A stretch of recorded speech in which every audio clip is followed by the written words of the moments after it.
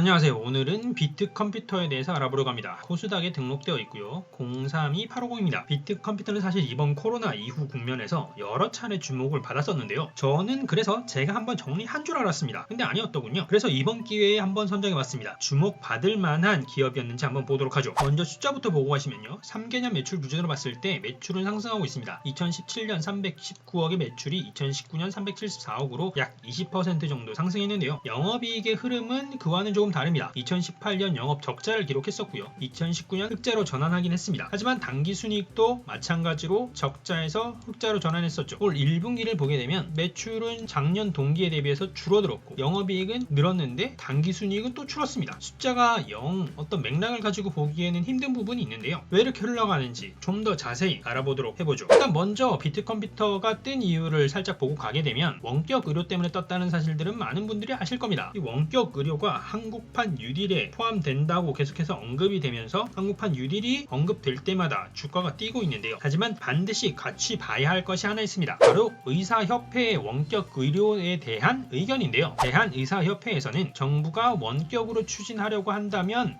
회원들에게 전화 상담과 처방을 전면 중단하라고 촉구했다고 밝히고 있습니다. 기사를 보게 되면 이들이 반대하는 나름의 이유는 있긴 하지만 개인적 의견으로는 사회적이거나 공익적 관점에서는 설득되지 않는 부분이 충분히 많습니다. 어쨌거나 원격 의료의 하나의 주체인 의사들이 이렇게 반대를 하고 있기 때문에 원격 의료의 도입이 그렇게 용이할까 싶긴 한데요. 이 같은 반대 때문에 한국판 뉴딜에서 비대면 서비스를 얘기할 때 정부에서는 원격 의료를 제도화하는 것이 아니다라고 한 발 빼는 발언을 하긴 했습니다. 원격 의료의 제도화에 관해서 기획재정부의 차관이 말하기를 의료 취약지에 대한 원격 모니터링과 상담 중심의 시범사업의 대상이다 라고 밝히고 있으면서 인프라를 보강하는 것이다 라고 이야기하고 있습니다. 그러니까 의사들이 코로나 국면에서 굉장히 힘써주고 있는 와중에 그들에게 등지는 정책을 시행하는 것이 아니다 라고 밝히고 있는 것이었는데요. 이렇게 보면 원격 의료로 뜨고 있는 지금 비트컴퓨터의 주가, 이것이 과연 허상인가 아닌가 이런 의구심이 드는 포인트이긴 하죠. 그럼 기업의 본질부터 좀 더 알아보도록 할까요? 2019년 사업보고서를 보게 되면 주요 사업의 내용을 의료정보사업, 디지털 헬스케어 사업, 그리고 IT 교육 사업이라고 언급하고 있습니다. 이 IT 교육에 관해서는 다른 지역은 잘 모르겠는데 서울에서는 중심가를 돌아다니시다 보면 비트컴퓨터라는 학원을 한두 번 보셨을 텐데 바로 그 비트컴퓨터가 이 비트컴퓨터입니다. 사업의 목적에서 나뉘어진 대로 매출의 구성을 한번 살펴보게 되면 매출의 구성은 일단 의료정보사업으로 헬스케어와 의료정보사업이 하나 뭉쳐져 있고요. 그리고 교육사업, 그 외에 임대사업 등이 나뉘어져 있습니다. 사실 임대사업은 매출과 영업이익에서는 지금 시점에서 크게 볼 필요는 없을 것 같고요. 의료정보사업과 교육사업이 중심인데 매출의 비중을 보게 되면 의료정보사업이 꾸준하게 3개년 기준으로 봤을 때 7할 정도를 차지하고 있습니다. 하지만 영업이익을 보게 되면 100% 가까이 차지하거나 그 이상의 영향을 준 회계연도도 있었죠. 저희가 지금 비트컴퓨터를 집중하고 있는 이유는 의료정보사업이니까 의료정보사업에 대해서 좀 더 보게 되면 매출이 2017년 대비해 봤을 때 2019년에 상승하겠지만 2018년은 빠졌습니다. 이렇게 보게 되면 2019년이 지금 상승 기조 와중에 2018년이 빠진 것인지 아니면 어떤 흐름을 가지고 가고 있는지 제대로 이해하기가 어렵습니다. 그래서 이번에는 좀 길게 제가 정리해봤는데요. 사업보고서 두 개로는 도저히 흐름이 보이지 않아서 좀 길게 정리해봤습니다. 이 아래에 있는 도표는 비트컴퓨터 전체 매출 흐름과 영업이익의 흐름인데요. 의료정보사업이 전체의 많은 비중을 차지하고 있기 때문에 여기에 있는 매출의 흐름과 흐름의 양상은 비슷하다고 볼 수가 있습니다. 그러니까 흐름을 보게 되면 사실 2019년이든 18년이든 이게 상승세에 있다기보다는 그냥 계속해서 유지를 하고 있는 중이다 라고 보는 것이 훨씬 더 정확할 것 같습니다. 실제 전체 매출의 흐름과 마찬가지로 의료정보사업 같은 경우에도 2015년에 굉장히 높았었고요. 그 이전과 이후에 낮았었고 그리고 2013년 높았던 만큼 2013년 역시 높았고요. 그리고 숫자만 보게 되면 2015년이 제일 높았고 2013년도 높았는데 2019년의 매출이 그 정도 수준에 달하지 못하기 때문에 오히려 장기적 관점에서는 떨어지고 있는 것 아닌가라고 추측을 해볼 수도 있는 수준입니다. 아무래도 집단의 결속력이 강하고 이익 추구 성향도 강한 의사 집단을 대상으로 하는 사업인데다가 원격 의료와 같이 부가가치가 더해지는 사업에 대해서도 허가가 나지 않는 상황이기 때문에 의사 개인들의 부의 성장과는 별개로 산업에서 정보를 제공하는 비트컴퓨터의 성장은 어려웠던 것으로 보입니다. 그래서 이같이 매출이 빠지는 이유에 대해서 사업보고서를 여러 개 열어보더라도 단순히 의료산업의 부진이라고 이야기를 하고 있는데 그렇게 언급될 정도로 이 산업이 성장을 향해서 돌파하기에는 쉽지 않은 산업으로 것으로 보입니다. 좀 더 총괄적인 숫자를 기반으로 해서 보게 되면요, 의료정보 매출만 봤을 때는 34기인 2018년이 빠졌지만 전체 매출에서는 상승세이긴 합니다. 하지만 매출 원가도 그렇고 앞에서 보신 의료정보 사업의 영업이익도 마이너스가 컸기 때문에 2018년에는 영업이익이 손실이 났었고요. 하지만 2019년에는 매출 원가율도 조금은 좋아졌고 판관비도 좀 떨어졌기 때문에 영업이익은 흑자 전환할 수 있었습니다. 흑자 전환해서 60억을 기록했고요. 판관비가 줄어든 내용을 보게 되면 연구개발비와 지급수수료가 2018년 대비 낮아진 것을 확인할 수 있었습니다. 영업 외 활동을 보게 되면 기타 영업 외 수익이 2018년 대비 꽤나 많이 늘었는데요. 이것은 자세하게 보게 되면 금융자산의 처분 이익이나 외환 차익 등이 반영된 것이라서 지속적이진 않지만 여튼 일회성으로 반영이 되었고요. 금융 비용도 좀 늘었는데 이것은 이자 비용이 많이 늘었던 내용으로 확인됩니다. 어쨌거나 기타 영업 외 수익이 금융 비용이 늘어난 것보다 훨씬 더 컸기 때문에 당기순이익은 영업이익보다 훨씬 더 큰 금액으로 70억을 기록하게 되었습니다. 재무상태표를 보게 되면 먼저 유동자산이 증가세를 기록하고 있는데요. 그 중에서도 현금성 자산이 2018년 대비 증가했습니다. 하지만 2017년 대비해서는 꽤나 많은 폭으로 줄어들었다는 것을 알 수가 있고요. 이것과 동시에 눈에 띄는 것은 공정가치 측정 금융자산의 계정이 2017년엔 없다가 생겨서 늘어난 부분이 눈에 띕니다. 그리고 매출채권도 증가한 것으로 보이는데 실제 이 매출채권이 증가한 것을 자세히 좀 보게 되면 15% 이상에 달하는 20억 이상의 금액이 손실 충당금으로 설정되어 있기 때문에 매출채권의 상승이 이익의 결과로 이어지기는 어려운 것으로 보입니다. 비유동 자산의 계정 역시 증가하고 있고요. 그 중에서 눈에 띄는 것은 유형 자산의 증가입니다. 사용권 자산의 증가가 크게 영향을 끼쳤는데요. 사용권 자산이라는 계정 자체가 바뀌면서 편입된 금액도 있고요. 신규 사용권 자산의 금액도 있습니다. 여기서 사용권 자산이라고 하는 것은 쉽게 말해서 리스 비용 같은 걸로 생각하시면 이해하기 좀 편하실 것 같고요. 장기 차입금과 장기 리스 부채가 증가한 것이 눈에 띕니다. 하지만 부채 총계로 봐서는 금액의 변화가 거의 없는 수준이거나 소폭 줄어든 수준이기 때문에 크게 우려스러운 수준은 아직까지는 아닌 것으로 보이고요. 그럼 최근 자료도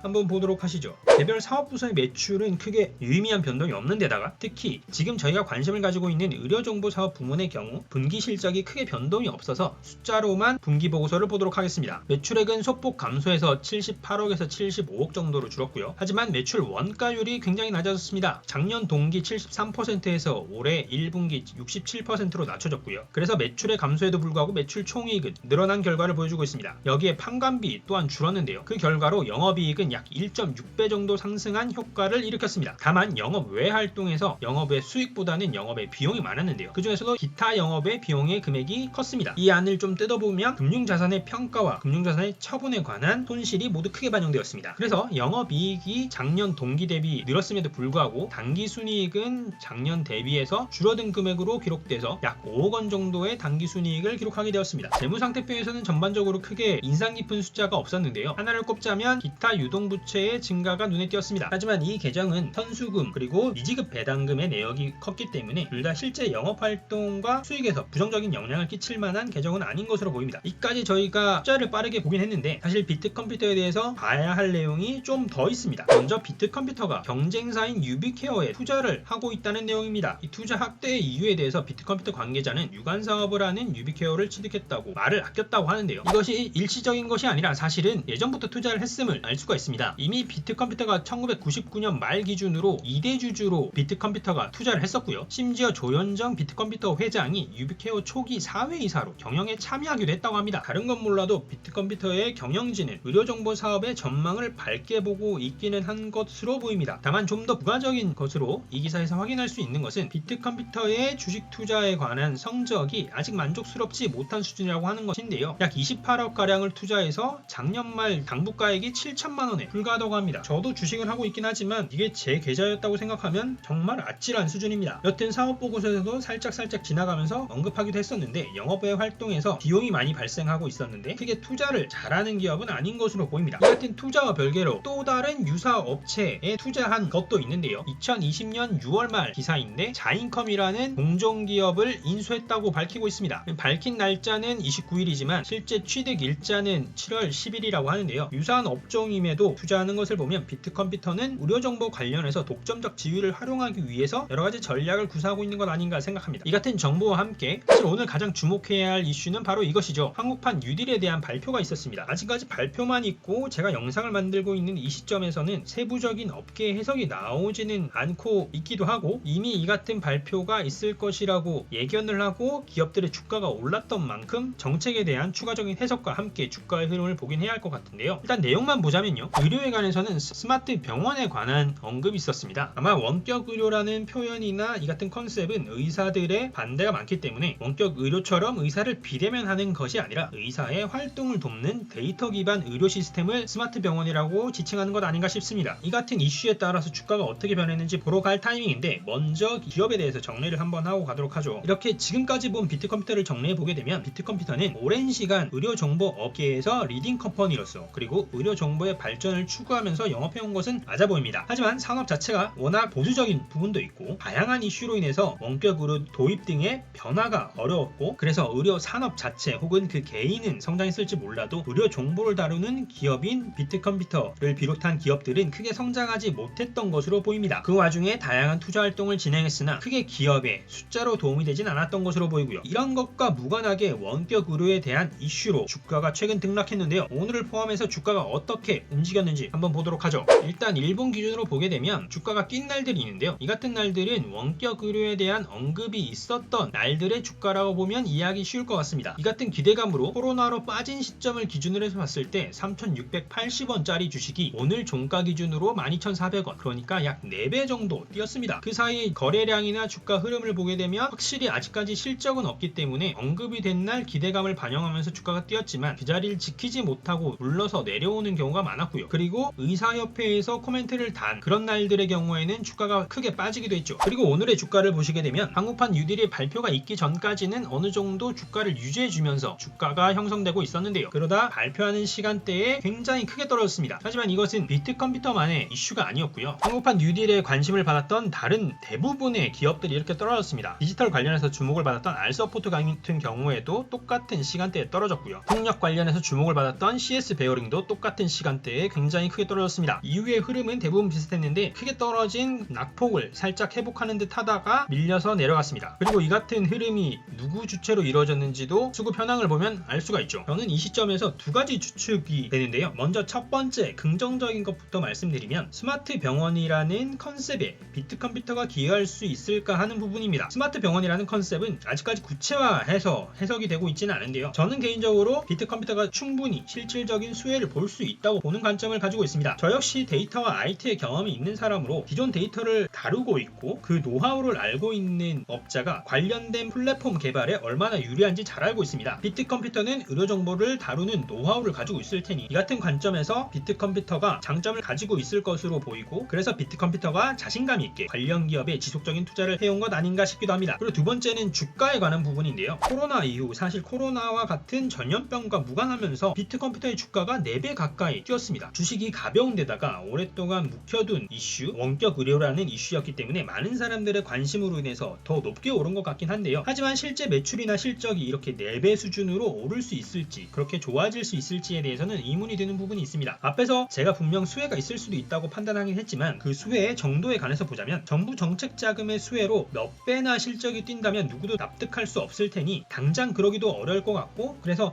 주가의 수준에서 보자면 기대감만으로 이미 너무 많이 오른 것 아닌가 하는 생각이 듭니다. 그래서 제 개인적인 생각을 종합을 해서 보면 스마트 병원의 방향성이나 구체화되는 과정에서 비트컴퓨터의 주가가 중간중간 튀어오를 수도 있고, 장기적인 관점에서 비트컴퓨터가 수혜를 받을 수도 있긴 하겠지만 지금의 주가가 기대감만으로 좀 많이 올랐기 때문에 쉬어가는 국면이 당분간은 좀 있지 않을까 싶긴 합니다. 물론 현재까지 나온 이슈와 스마트 병원 등에 대해서 제가 이해한 내용을 바탕으로 해석해 본다면 말이죠. 분명히 오늘 밤에 굉장히 많은 해석들이나 분석들이 나올 텐데 그것들을 토대로 주가의 향방을 예측하는 것은 또다시 개인적으로 다들 필요하지 않을까 싶습니다. 자, 오늘은 한국판 뉴딜의 화제의 기업 비트컴퓨터에 대해서 알아봤습니다. 제가 비트컴퓨터의 수출에 대해서 따로 말씀드리진 않았었는데 비트컴퓨터는 의료 시스템 수출을 실제로 하고 있습니다. 아직까지 숫자로는 크게 가시적이지 않아서 사업보고서에 볼 때 말씀드리진 않았지만 저는 개인적으로 한국판 뉴딜에서 스마트 병원을 바탕으로 비트컴퓨터가 경험과 실적을 쌓고 그것을 토대로 세계에서 의료정보로 인정받는 기업이 비트컴퓨터가 되길 바라는 마음이 있습니다. 이 같은 마음과 함께 저는 그럼 다음에 새로운 기업과 주식에 대한 정보로 찾아뵙도록 하겠습니다. 감사합니다.